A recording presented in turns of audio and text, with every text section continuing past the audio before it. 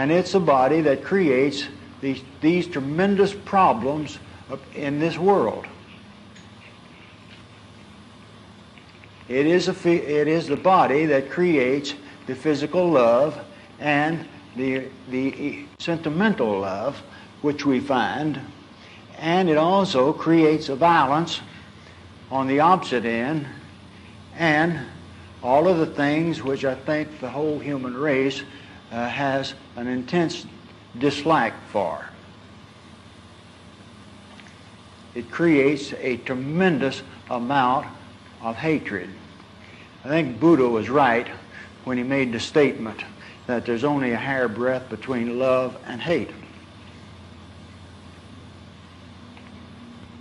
We find this really within our lives, that we swing back and forth between these extremes. So very seldom are we ever sitting in the neutral area, or whether we have likes or dislikes for the individual or for life itself.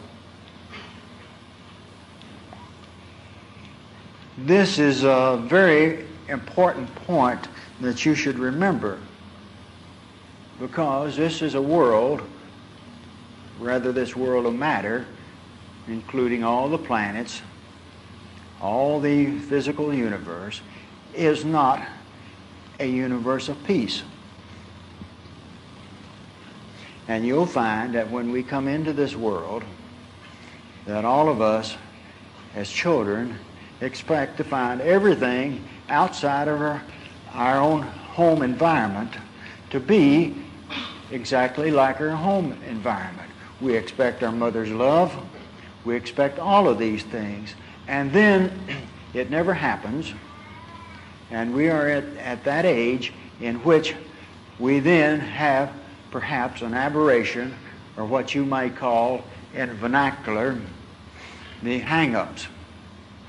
And these hang-ups stay with us all through our adult life into the time that we go up to death's door.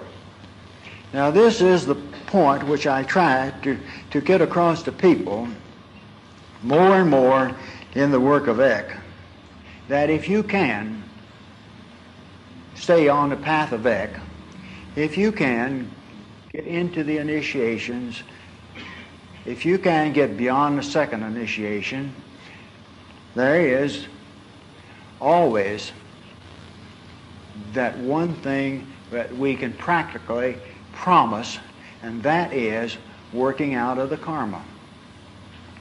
We don't promise it as the great general promise, because there are people who, despite the fact that they do get the initiations, sometimes do not live up to the fulfillment. And these people may have to take a few more lives, but they will not have to take all the lives that they would if they were not. If they were on other paths, and if they were working into these areas in which they had no master or anyone to guide them. Now this emotional body and the influence of the astral plane has a tremendous force that pours in upon this world. A few years ago, when they started all the scientists started all of the work of,